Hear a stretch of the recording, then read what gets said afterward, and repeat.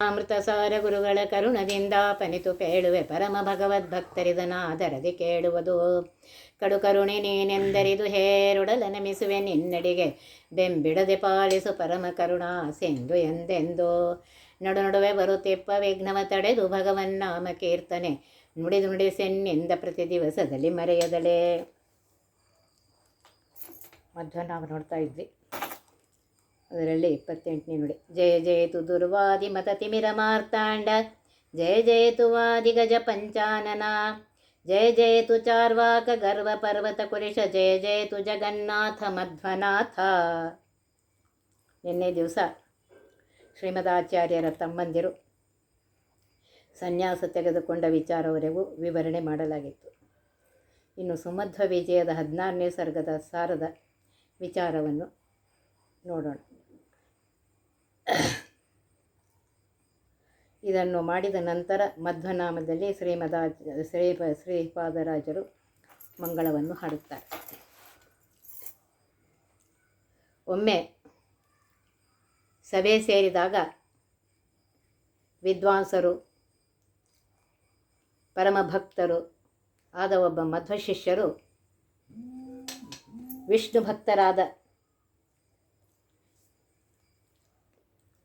ವೇದಪಾರಕರಾದ ಸಭಿಕರ ಎದುರಿನಲ್ಲಿ ಸಂಸಾರ ಬಂಧನವನ್ನು ದೂರ ಮಾಡಿ ಮುಕ್ತಿ ಕೊಡುವ ವೇದಾಂತ ಶಾಸ್ತ್ರದಂತಿರುವ ಶ್ರೀ ಮಧ್ವಾಚಾರ್ಯರ ಮಹಿಮೆಗಳನ್ನು ಈ ರೀತಿಯಾಗಿ ವಿವರಿಸಿದರು. ಈ ರೀತಿಯಾಗಿ ವರ್ಣನೆ ಮಾಡ್ತಾರೆ. ಶ್ರೀಮದಾಚಾರ್ಯರು ಸಂಚಾರ ಕ್ರಮದಲ್ಲಿ ಗೋಮತಿ ನದಿ ತೀರದಲ್ಲಿ ವಾಸವಾಗಿ ಪ್ರಮಾಣ ಪುರಸ್ಸರವಾಗಿ ವೇದ ಪ್ರಾಮಾಣ್ಯದ ಬಗ್ಗೆ ಪ್ರವಚನ ಮಾಡುತ್ತಿರಲು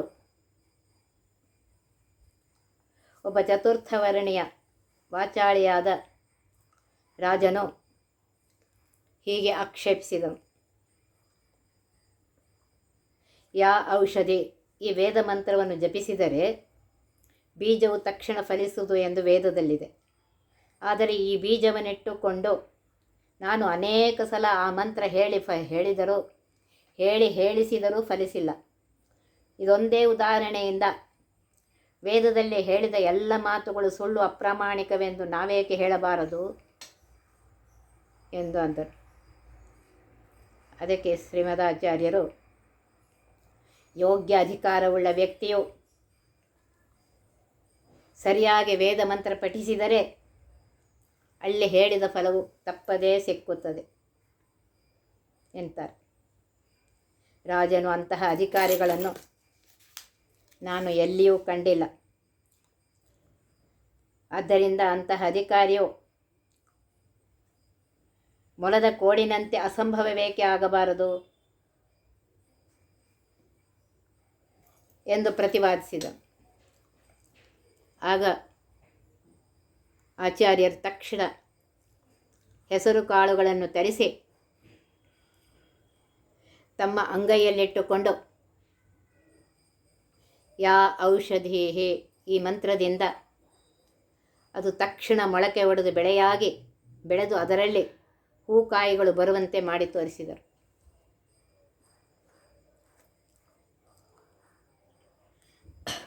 ಒಮ್ಮೆ ಶಿಷ್ಯರಿಗೆ ಪಾಠವನ್ನು ಹೇಳುತ್ತಾ ಇರುವಾಗ ಗಾಳಿಯಿಂದ ದೀಪಗಳು ಶಾಂತವಾದವು. ಶಿಷ್ಯರು ದೀಪಕ್ಕಾಗಿ ಏಳಲು ಹವಣಿಸಿದಾಗ ತಮ್ಮ ಕಾಲಿನ ಹೆಬ್ಬೆರಳನ್ನು ಮುಂದೆ ಮಾಡಿ ಆ ಬೆರಳಿನ ಉಗುರಿನ ಪ್ರಕಾಶದಿಂದ ಆ ಸ್ಥಳವನ್ನು ಬೆಳಗಿ ಪಾಠವನ್ನು ಮುಂದುವರಿಸಿದರು. ಸಂಚಾರ ಕ್ರಮದಿಂದ ಭದ್ರಾ ನದಿ ತೀರದ ಕಳಸ ಗ್ರಾಮಕ್ಕೆ ಬಂದ ಶ್ರೀಮದಾಚಾರ್ಯರು ತೀರ ಪ್ರದೇಶದಿಂದ ಸುರಿಯುವ ನೀರು ಗ್ರಾಮಸ್ಥರಿಗೆ ಸಿಗದೆ ವ್ಯರ್ಥವಾಗುತ್ತಿರುವುದನ್ನು ಕಂಡು ಸಮೀಪದಲ್ಲಿಯೇ ಒಂದು ದೊಡ್ಡ ಕಲ್ಲು ಬಂಡೆ ಇತ್ತು. ಅದನ್ನು ನೀರಿಗೆ ಅಭಿಮುಖವಾಗಿಟ್ಟರೆ ಅದು ಆಣೆಕಟ್ಟಿನಂತೆ ಜನರಿಗೆ ಉಪಕಾರಿಯಾಗುವುದೆಂದು ಮನಗಂಡು ಗ್ರಾಮಸ್ಥರನ್ನು ಕುರಿತು, ನೀವೇಕೆ ಆ ಬಂಡೆಯನ್ನು ಹರಿಯುವ ನೀರಿಗೆ ಅಭಿಮುಖವಾಗಿಟ್ಟಿಲ್ಲ ಎಂದು ಕೇಳ್ತಾರೆ. ಆಗ ಗ್ರಾಮಸ್ಥರು, ಮಾನವರಿಂದ ಇದನ್ನು ಎತ್ತಿ ಇಳಿಸಲು ಸಾಧ್ಯವಿಲ್ಲ. ದ್ವಾಪರ ಯುಗದ ಭೀಮನು ಪ್ರಯತ್ನಿಸಿದರೆ ಈ ಕೆಲಸವು ಆದೀತೋ ಏನೋ.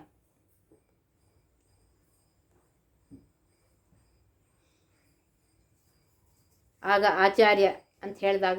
ಆಚಾರ್ಯರು ತಾವೇ ಭೀಮಾವತಾರರು ಎಂದು ತಿಳಿಸಿಕೊಡಲು, ಹನುಮದ್ ಅವತಾರದಲ್ಲಿ ಅನಾಯಾಸವಾಗಿ ಗಂಧಮಾದನ ಪರ್ವತವನ್ನು ಎತ್ತಿಟ್ಟಂತೆ ಆ ಕಲ್ಲು ಬಂಡೆಯನ್ನು ತುಂಗಭದ್ರಾ ನದಿ ತೀರದವರೆಗೂ ಒಬ್ಬರೇ ಎತ್ತಿಕೊಂಡು ಹೋಗಿ ಯೋಗ್ಯ ಸ್ಥಳದಲ್ಲಿರಿಸಿದರು. ಇಂದಿಗೂ ಆ ಕಲ್ಲು ಅವರ ಮಹಿಮಾ ದ್ಯೋತಕವಾಗಿ ಚಿಕ್ಕಮಗಳೂರು ಜಿಲ್ಲೆಯ ಕಳಸ ಗ್ರಾಮದಲ್ಲಿ ಇದೆ. ಒಮ್ಮೆ ಸೂರ್ಯಗ್ರಹಣದ ವೇಳೆಯಲ್ಲಿ ಆಚಾರ್ಯರು ಶಿಷ್ಯರು ಹಾಗೂ ಗೃಹಸ್ಥರ ಜೊತೆಯಲ್ಲಿ ಶಾಸ್ತ್ರ ಚರ್ಚೆ ಮಾಡುತ್ತಾ ಸಮುದ್ರ ತೀರಕ್ಕೆ ಬಂದರು. ಇವರು ಬಂದ ಸುದ್ದಿ ತಿಳಿದು ಸಜ್ಜನರು ಸಮುದ್ರ ಸ್ನಾನ ಪೂರ್ವದಲ್ಲಿ ಕಣ್ವತೀರ್ಥದಲ್ಲಿ ಮಿಂದು ಬೇಗನೆ ಇವರಿದ್ದಲ್ಲಿಗೆ ಓಡಿ ಬಂದರು. ಬಂದ ಜನರಲ್ಲಿ ಹಲವರು ಶ್ರೀಮದಾಚಾರ್ಯರನ್ನು ಕಂಡು ಆನಂದದಿಂದ ಮುಖವನ್ನು ಅರಳಿಸಿ ಅವರನ್ನು ಸ್ತುತಿಸಿದರು. ಕೆಲವು ಮಾತ್ರ ಅಯೋಗ್ಯರು ಮುಖವನ್ನು ಕರ್ರಗೆ ಮಾಡಿಕೊಂಡು ಆಚಾರ್ಯರನ್ನು ನಿಂದಿಸಲಾರಂಭಿಸಿದರು. ಆಗ ಸಮುದ್ರರಾಜನು ಆ ದುಷ್ಟರಿಗೆ, ನೀವು ಆಚಾರ್ಯರನ್ನು ನಿಂದಿಸಬೇಡಿರಿ ಎಂದು ತಿಳಿಸುವುದಕ್ಕೋಸ್ಕರವೋ ಏನೋ ಅಲ್ಲೋಲ ಕಲ್ಲೋಲವಾಗಿ ಎತ್ತರವಾದ ಅಲೆಗಳಿಂದ ಯುಕ್ತನಾಗಿ ಗಂಭೀರ ಧ್ವನಿಯಿಂದ ಭೀಕರವಾದ ಆಕಾರದಿಂದ ರಭಸವಾಗಿ ಮೇಲೆ ಏರಿ ಬಂದನು. ಸಂತಸದಿಂದ ಚಂಚಲವು, ವೇಗಯುಕ್ತವು, ಗಂಭೀರ ಧ್ವನಿರೂಪ ಸ್ತುತಿ ಸಹಿತವು, ನಿರ್ಮಲ ನೊರೆಯೆಂಬ ಮಂದಹಾಸಯುಕ್ತವಾದ ಸಮುದ್ರವು ತನ್ನ ಎತ್ತರವಾದ ತೆರೆಗಳೆಂಬ ಕೈಗಳಿಂದ ಶ್ರೀಮದಾಚಾರ್ಯರಿಗೆ ನಮಸ್ಕರಿಸುತ್ತಿರುವೆನೋ ಏನೋ ಅಂತ ಅನಿಸ್ತಾ ಇತ್ತು. ಸಮುದ್ರವು ಗಂಭೀರ ಸ್ವರವುಳ್ಳಂತೆ ಆಚಾರ್ಯರು ಗಂಭೀರ ಸ್ವರವುಳ್ಳವರಾಗಿದ್ದರು. ಸಮುದ್ರನು ಅನುಲಂಘ್ಯನಾದಂತೆ ಆಚಾರ್ಯರು ಯಾರಿಂದಲೂ ಮೀರಿಸದ ಯೋಗ್ಯತೆಯುಳ್ಳವರಾಗಿದ್ದರು. ಸಮುದ್ರರಾಜನು ರತ್ನಗಳಿಂದ ಪರಿಪೂರ್ಣನಾಗಿದ್ದನು. ಆಚಾರ್ಯರು ಶ್ರೇಷ್ಠ ಗುಣರತ್ನಗಳಿಂದ ಪರಿಪೂರ್ಣರಾಗಿದ್ದರು.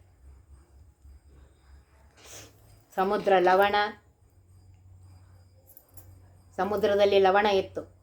ಆಚಾರ್ಯರಲ್ಲಿ ಈ ದೋಷವಿರದೆ ಅವರು ಲಾವಣ್ಯಪೂರ್ಣರಾಗಿದ್ದರು. ಗ್ರಹಣಕ್ಕೆ ಇನ್ನೂ ಸಮಯವಿತ್ತು. ಸಮುದ್ರ ತೆರೆಗಳಿಂದ ಸ್ವಚ್ಛವಾದ ಸುಂದರ ತೀರದಲ್ಲಿ ಆಚಾರ್ಯರು ಕುಳಿತು ಋಗ್ವೇದದ ಒಂದು ಶಾಖೆಯಾದ ಐತರೇಯ ಶಾಖೆಯ ಸೂಕ್ತಗಳನ್ನು ಸುಶ್ರಾವ್ಯವಾಗಿ ಹೇಳಿ ಅದರ ಅರ್ಥವನ್ನು ವಿವರಿಸಲಾರಂಭಿಸಿದರು.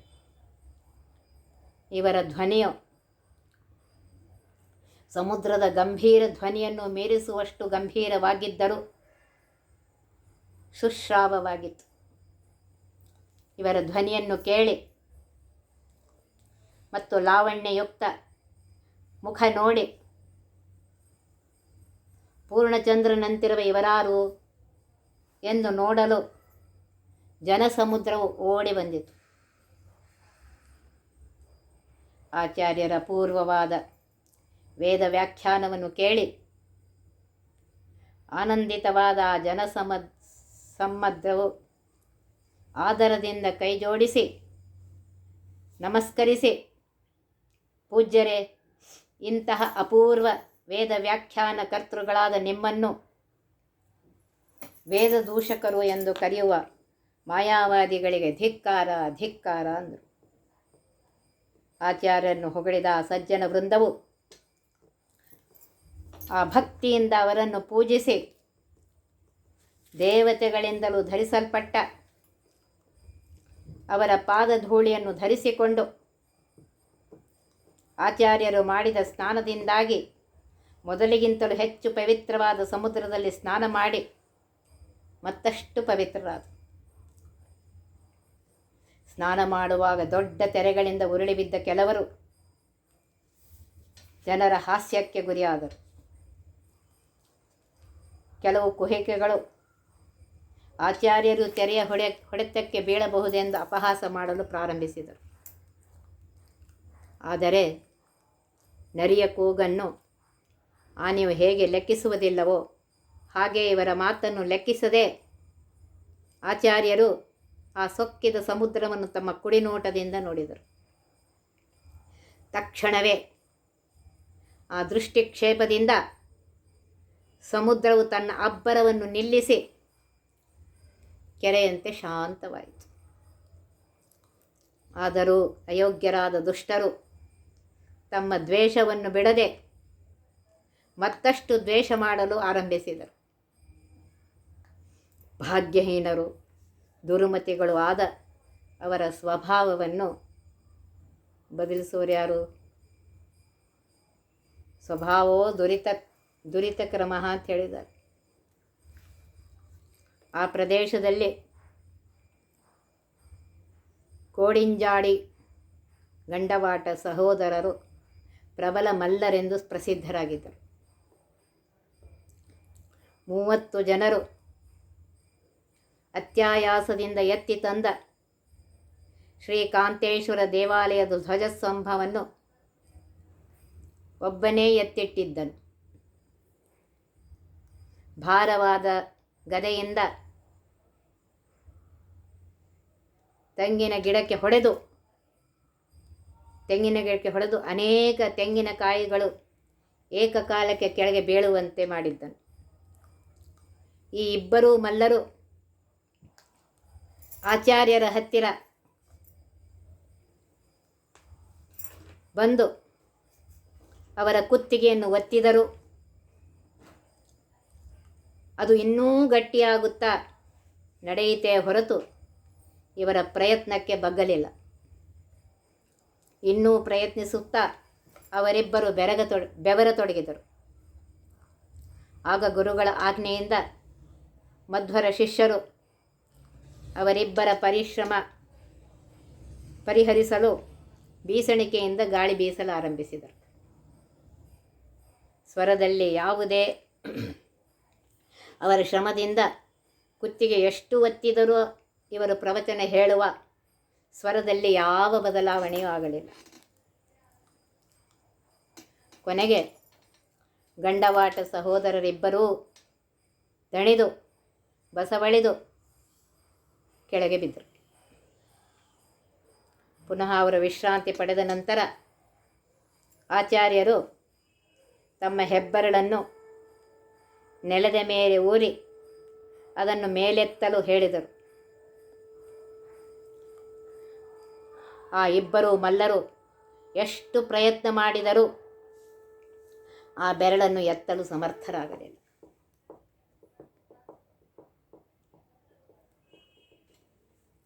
ಆಚಾರ್ಯರು ಸಾಮಾನ್ಯರಲ್ಲ, ಅಷ್ಟಸಿದ್ಧಿಯುಳ್ಳಂತಹ ಆಚಾರ್ಯರು ಭೀಮಸೇನರೇ.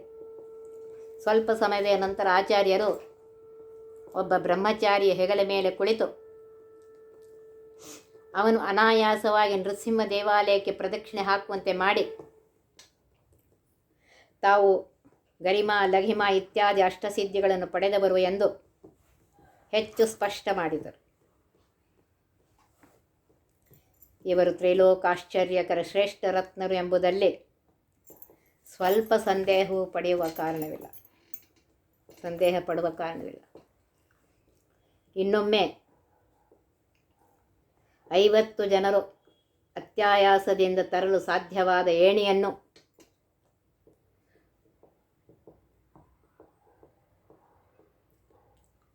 ಒಬ್ಬನೇ ಎತ್ತಿಕೊಂಡು ಬಂದ ಮಡೆಂಬಾಡಿ ಪೂರ್ವವಾಟ ಎಂಬುವನು ಆಚಾರ್ಯರು ಪ್ರವಚನ ಮಾಡುವಾಗ ಬಂದು ಅವರ ಕುತ್ತಿಗೆ ಹೆಸಿ ಮಾತನಾಡಲರಂತೆ ಮಾಡಲು ಬಹಳ ಪ್ರಯತ್ನಪಟ್ಟು ಸೋತು ಹಿಂತಿರುಗಿದನು.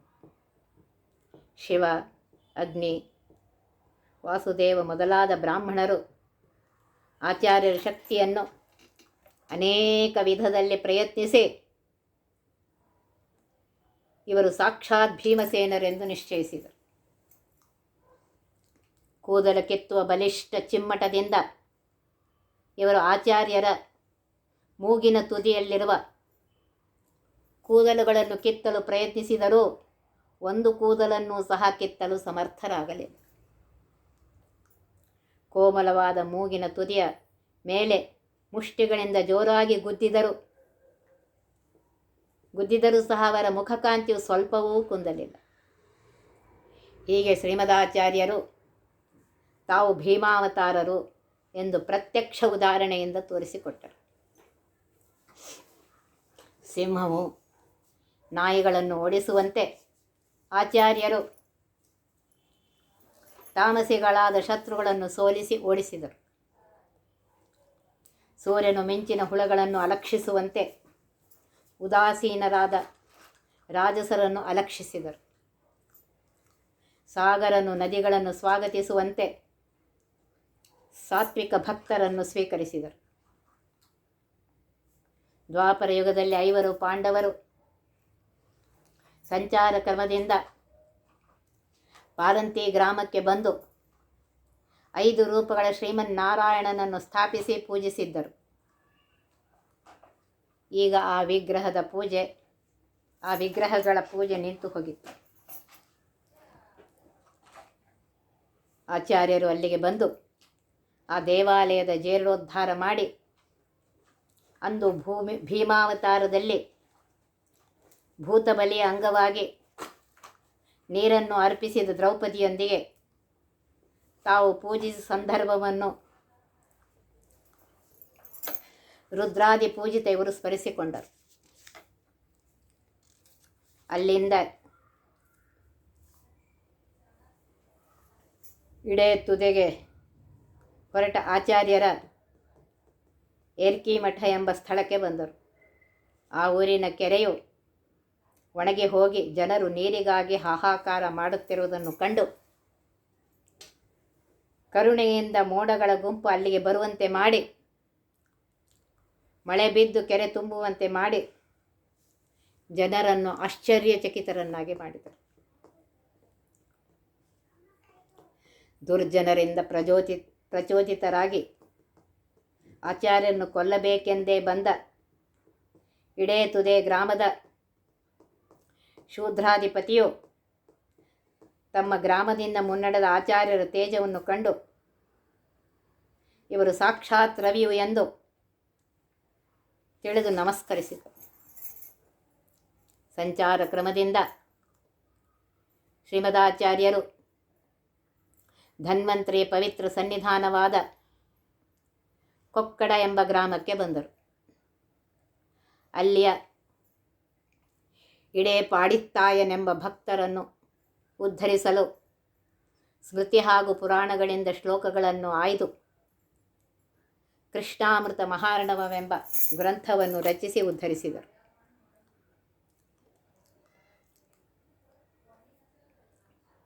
ಅಲ್ಲಿಂದ ಉಜಿರೆಗೆ ಬಂದ ಆಚಾರ್ಯರು ಅಲ್ಲಿದ್ದ ದುರಹಂಕಾರಿಗಳಾದ ವಿದ್ವಾಂಸರನ್ನು ವಾದಕ್ಕೆ ಆಹ್ವಾನಿಸಿದರು. ಆ ವಿದ್ವಾಂಸರು ಸನ್ಯಾಸಿಗಳಾದ ಇವರಿಗೆ ಕರ್ಮ ವಿಷಯಕ ಶ್ರುತ್ಯಾರ್ಥಗಳು ಗೊತ್ತಿರಲಿಕ್ಕಿಲ್ಲವೆಂದು ತಿಳಿದು ಛಂದಸಾಂ ವೈ ಷಷ್ಟೇನ್ನಾಹ್ನ ಇತ್ಯಾದಿ ಬ್ರಾಹ್ಮಣ ಖಂಡದ ಅರ್ಥವನ್ನು ಕೇಳಿದರು. ಆಚಾರ್ಯರು ಆ ಮಂತ್ರಗಳ ಅರ್ಥವನ್ನು ವಿವರಿಸುವುದಲ್ಲದೆ ವೇದಸಾರ ಸಂಗ್ರಹ ಸಮರ್ಥಗಳಾದ ನಾಲ್ಮೊಗನಿಂದ ಷಷ್ಠಕಾಲದಲ್ಲಿ ವಿನಿಯೋಗಿಸಲ್ಪಡುವಂತಹ ನಾರಾಶಂಸ್ಯ ಮೊದಲಾದ ಪ್ರಭೇದಗಳನ್ನು ತಿಳಿಸಿದರು. ಇವರ ಪಾಂಡಿತ್ಯವನ್ನು ಪ್ರತ್ಯಕ್ಷ ಕಂಡರೂ ಕುಹಕದಿಂದ ಅವರು ನೀವು ಹೇಳಿದ ಅರ್ಥವು ಸರಿಯಾಗಿಲ್ಲವೆಂದರು. ಆಗ ಆಚಾರ್ಯರು, ಹಾಗಾದರೆ ನೀವು ಈ ಮಂತ್ರಗಳ ಅರ್ಥವನ್ನು ಹೇಳಿರಿ ಎಂದು ಅಂದಾಗ ಅವರು ಹೇಳಲು ಸಮರ್ಥರಾಗದೆ ಅಲ್ಲಿಂದ ಪಲಾಯನ ಮಾಡಿದರು. ಪುನಃ ಆ ಪಂಡಿತರೇ ಶ್ರೀಮದಾಚಾರ್ಯರ ಹತ್ತಿರ ಬಂದು, ಆಧತ್ತಾನಂ ಜಠರೇ ಪ್ರೇಮರಿಚ್ಚಿತ ಧಾತಾರ ಧಾಸ್ತುವಿತೆ ಕಾಮ್ಯಂ ವಸು ಅಸ್ಮಾಕಂ ಬೋಧಿಚೋದಿತ ತತ್ವಾಂ ತಂತ್ವಾಂ ಪರಿಷ್ಟಜಾಮಹೆ ಯಾತೆ ರಾತಿರ್ದಿವಸು ಎಂಬ ಈ 5 ಋಗ್ಮಂತ್ರಗಳ ಪಾದದೊಂದಿಗೆ ಸಂಯೋಜಿಸಲ್ಪಡುವ ಮಹಾನಾಮ್ನಿ ಋಕ್ಕುಗಳ ಪ್ರಚೇತನ, ಪ್ರಚೇತಯ, ಆಯಾಹಿ ಪಿಬಮತ್ವ, ಕ್ರತುಷ್ವಂದ, ಋತಬೃಹತ್, ಸುಮ್ನ, ಆದೇಹಿನೋ ವಸೋಹೋ, ಈ ಯಾವ 5 ಅವಯಗಳು ಹೇಳಲ್ಪಟ್ಟಿರುವವೋ ಅಂತಹ ಬ್ರಾಹ್ಮಣ ಖಂಡದ ಅರ್ಥವನ್ನು ಹೇಳಿರಿ ಎಂದು ಕೇಳುತ್ತಾರೆ. ಆಚಾರ್ಯರು ಈ ಮಹಾನಾಮ್ನಿ ಋಕ್ ಸಮುದಾಯದ ಅರ್ಥವನ್ನು ವಿವರಿಸಿ ಅದನ್ನು ಆಗಲೇ ಶಿಷ್ಯರಿಂದ ಬರೆಸಿದರು. ಈ ಗ್ರಂಥವೇ ಕರ್ಮ ನಿರ್ಣಯವೆಂದು ಪ್ರಸಿದ್ಧವಾಗಿದೆ. ಹೀಗೆ ಉದಯಿಸಿದ ಚಂದ್ರನನ್ನು ಇವನು ನನ್ನ ಪ್ರತಿಸ್ಪರ್ಧಿ ಎಂದು ತಿಳಿದು ನಾಯು ಬೊಗಳುತ್ತಾ ಸುಮ್ಮನಾಗುವಂತೆ ಅನೇಕ ದುರ್ವಾದಿಗಳು ಆಚಾರ್ಯರನ್ನು ಪ್ರತಿಸ್ಪರ್ಧಿ ಎಂದು ತಿಳಿದು ಬಂದು ವಾದ ಮಾಡಿ ಸೋತು ಬಹಳ ದುಃಖಿತರಾದರು. ಆಚಾರ್ಯರು ಬಡ ಭಕ್ತರು ಸಮರ್ಪಿಸಿದ ಸ್ವಲ್ಪ ಭಿಕ್ಷಾನ್ನವನ್ನು 4 ಪಟ್ಟು ಹೆಚ್ಚಾಗಿ ಬೆಳೆಯುವಂತೆ ಮಾಡಿ ತಮ್ಮ ಶಿಷ್ಯರಿಗೆ ಹಂಚ್ತಾ ಇದ್ರು. ಸಿರಿವಂತ ಭಕ್ತರು 30 ಜನರಿಗಾಗುವಷ್ಟು ಅನ್ನವನ್ನು ಸಮರ್ಪಿಸಿದರೆ ಅವರನ್ನು ಸಂತೋಷಪಡಿಸಲು ತಾವೊಬ್ಬರೇ ಅದೆಲ್ಲವನ್ನು ಸ್ವೀಕರಿಸ್ತಾ ಇದ್ರು. ಇದಲ್ಲದೆ ವಿಶಿಷ್ಟ ಸಂದರ್ಭಗಳಲ್ಲಿ ಮಳೆಯನ್ನೂ ನಿಯಂತ್ರಿಸಿದರು. ಪ್ರಾಕೃತ ಶಕ್ತಿಯನ್ನು ಮೀರಿ ತಮ್ಮ ಸಾಮರ್ಥ್ಯವನ್ನು ವ್ಯಕ್ತಪಡಿಸಿದರು. ವಾಯುದೇವರ ಅವತಾರರಾದ ಇವರಿಗೆ ಈ ಎಲ್ಲ ಕೆಲಸಗಳು ಆಶ್ಚರ್ಯಕರಗಳೇನಲ್ಲ. ಆದರೂ ವಿಶ್ವಗುರುಗಳಾದ ಇವರ ಚರಿತ್ರೆಯ ವರ್ಣನೆಯು ನಮ್ಮ ಪಾವನ ಪರಮ ಕರ್ತವ್ಯವಾಗಿದೆ. ಹೀಗೆ ಹೇಳಿ ಆ ಶಿಷ್ಯನು ತನ್ನ ಮಾತುಗಳನ್ನು ಮುಗಿಸಿದನು. ಆಚಾರ್ಯರ ಮಹಿಮೆಗಳ ಗಾನವು ಕೇವಲ ಮಾನವ ಸಭೆಯಲ್ಲಿ ಮಾತ್ರ ನಡೆಯುವುದಿಲ್ಲ ಹೊರತು ದೇವಸಭೆಗಳಲ್ಲಿಯೂ ಸದಾ ಇವರ ಮಹಿಮೆಗಳು ಹಾಡಲ್ಪಡುತ್ತವೆ. ಗಂಧರ್ವರು ದೇವಲೋಕದಲ್ಲಿ ಸ್ವರ, ಗ್ರಾಮ, ಮೂರ್ಛನೆ, ತಾನಾದಿಗಳ ಸಹಿತವಾಗಿ ಭಕ್ತಿಭರದಿಂದ ಕೂಡಿದವರಾಗಿ ಶ್ರೀಮಧ್ವಾಚಾರ್ಯರ ಮಹಿಮೆಗಳನ್ನು ಹಾಡಲು ಪ್ರಾರಂಭಿಸಿದರು.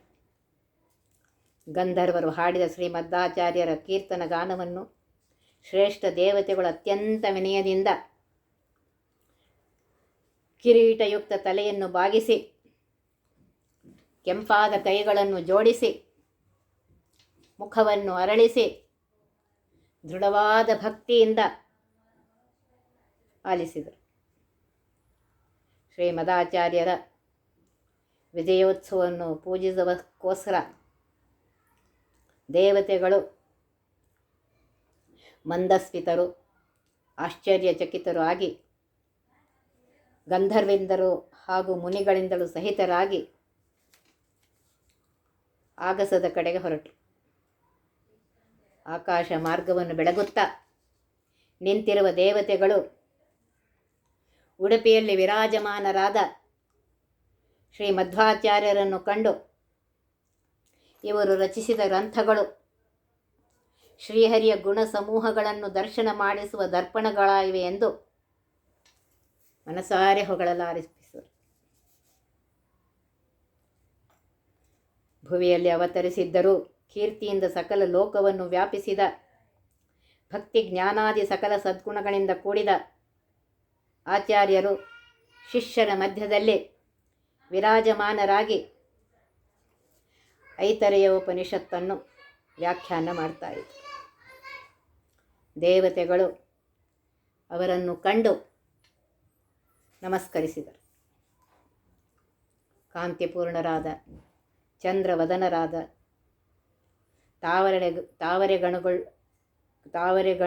ಗಣ್ಣುಗಳುಳ್ಳವರಾದ ಗಂಭೀರ ಸ್ವರಯುಕ್ತರಾದ ಅಲೌಕಿಕ ದ್ವಾತ್ರಿಂಶತ್ ಲಕ್ಷಣೋಪೇತರಾದ ಭಗವನ್ನಿರತರಾದ ಪೂರ್ಣಕಾಮರಾದ ಗರುಡ ಶೇಷ ರುದ್ರಾದಿ ಸಕಲ ದೇವ ಮಾನವಾದಿಗಳಿಗೆ ಗುರುಗಳಾದ ಶ್ರೀಮದಾಚಾರ್ಯರನ್ನು ಕಂಡು ಕೃತಕೃತ್ಯರಾದ ದೇವತೆಗಳು ಈ ರೀತಿಯಾಗಿ ಸ್ತುತಿಸಿದರು.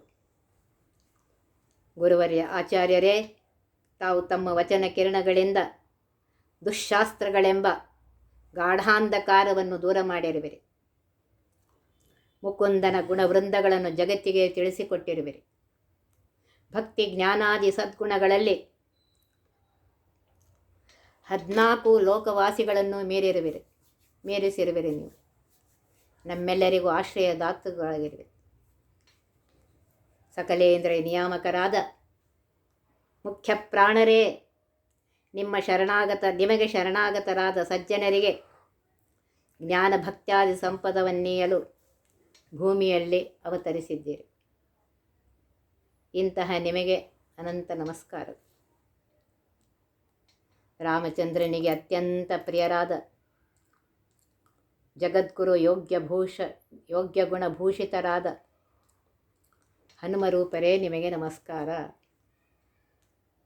ಬಲಜ್ಯೇಷ್ಠರು, ಶ್ರೀಕೃಷ್ಣನಿಗೆ ಪರಮ ಪ್ರಿಯರು, ಶ್ರೀಹರಿ ಹಾಗೂ ರಮೆಯರ ಅನಂತ ಷಡ್ಗುಣೈಶ್ವರ್ಯ ಸಂಪನ್ನರು ಆದ ಶ್ರೀ ಭೀಮರೂಪರೇ, ನಿಮಗೆ ನಮಸ್ಕಾರ. ದೈವಿ ಸಂಪತ್ ಪರಿಪೂರ್ಣ ಮಧ್ವಾಚಾರ್ಯರೇ, ನಿಮಗೆ ನಮಸ್ಕಾರ. ನಿಮಗೆ ನಮಸ್ಕಾರ. ನಮಗೆ ಉತ್ತಮ ಜ್ಞಾನವನ್ನು ಕರುಣಿಸಿರಿ. ಪೂಜ್ಯರಾದ ನಿಮಗೆ ಜಯವಾಗಲಿ. ಹೀಗೆ ಸ್ತುತಿಸುತ್ತಾ ಶ್ರೇಷ್ಠ ಗುರುಗಳಾದ ಮಧ್ವಾಚಾರ್ಯರ ವಿಜಯ ಮಹೋತ್ಸವವನ್ನು ಆಧರಿಸುತ್ತಾ ಶ್ರೀಹರಿಗೆ ಪರಮ ಪ್ರೀತ್ಯಾಸ್ಪದರಾದ ಅವರ ಮೇಲೆ ಸುಗಂಧಿತ ಪುಷ್ಪರಾಶಿಯನ್ನು ಮಳೆಗರೆದರು. ಇದನ್ನು ಭೂಲೋಕ ಜನರು ಸ್ಪಷ್ಟವಾಗಿ ಕಂಡರು. ಈ ರೀತಿ ಪುಷ್ಪವೃಷ್ಟಿಯು ಆಗುತ್ತಿರುವಾಗಲೇ ಆಚಾರ್ಯರು ಅದೃಶ್ಯರಾಗಿ ಶ್ರೀ ವೇದವ್ಯಾಸರ ಸೇವೆಗೋಸ್ಕರ ಮಹಾಬದರಿಯನ್ನು ತಲುಪಿದರು. ಅದೃಶ್ಯ ರೂಪದಿಂದ ಉಡುಪಿಯಲ್ಲಿ ಇಂದಿಗೂ ಇದ್ದು ಭಕ್ತರನ್ನು ಅನುಗ್ರಹಿಸುತ್ತಿರುವರು. ಮಹಾಬದರಿಯಲ್ಲಿ ದೇವಮಾನದಿಂದ 100 ವರ್ಷಗಳವರೆಗೆ ವೇದವ್ಯಾಸರ ಸನ್ನಿಧಿಯಲ್ಲಿದ್ದು ನಂತರ ಮೂಲ ರೂಪದಲ್ಲಿ ಐಕ್ಯವನ್ನು ಹೊಂದುವರು. ನೋಡ್ರಿ, ಶ್ರೀಮದಾಚಾರ್ಯರ ಮಹಿಮೆ ಎಷ್ಟಿದೆ. ಇಷ್ಟು ಹೇಳಿ ಇವತ್ತಿನ ಈ ಪ್ರವಚನ ಮುಗಿಸ್ತಾ ಇದ್ದೇನೆ. ಶ್ರೀಮದಾಚಾರ್ಯ ಅಂತರ್ಗತ ಭಾರತೀಯರಮಣ ಅಂತರ್ಗತ ಲಕ್ಷ್ಮೀಪತಿಯಾಗಿರುವಂತಹ ಪರಮಾತ್ಮನ ಅನುಗ್ರಹ ನಮ್ಮೆಲ್ಲರ ಮೇಲಾಗಲಿ ಅಂತ ಹೇಳಿ ಪ್ರಾರ್ಥನೆ ಮಾಡುತ್ತಾ ಈ ಪ್ರವಚನವನ್ನು ಮುಗಿಸ್ತಾ ಇದ್ದೇನೆ. ಶ್ರೀಕೃಷ್ಣ ಒತ್ತಿ ವಿಘ್ನಗಳ ಕಳೆದಪ ಮೃತ್ಯುವಿಗೆ ಮರೆ ಮಾಡಿ ಕಾಲನ ದೂತರಿಗೆ ಭೀಕರವ ಪುಟ್ಟಿಸಿ ಸಕಲ ಸಿದ್ಧಿಗಳ ಒತ್ತಿಗೊಳ್ಳಿಸಿ ಮೆನರು ಹೇಕ್ಷಣ ನೃತ್ಯ ಮಾಡುವರವರ ಮನೆಯೊಳು ನಿತ್ಯ ಮಂಗಳ ಹರಿಕಥಾಮೃತ ಸಾರ ಪಠಿಸುವರ.